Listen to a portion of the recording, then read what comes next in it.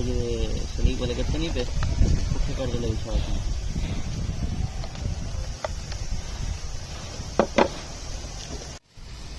आवाज नहीं सी की। वो तो स्प्रिंग भी ठीक थी।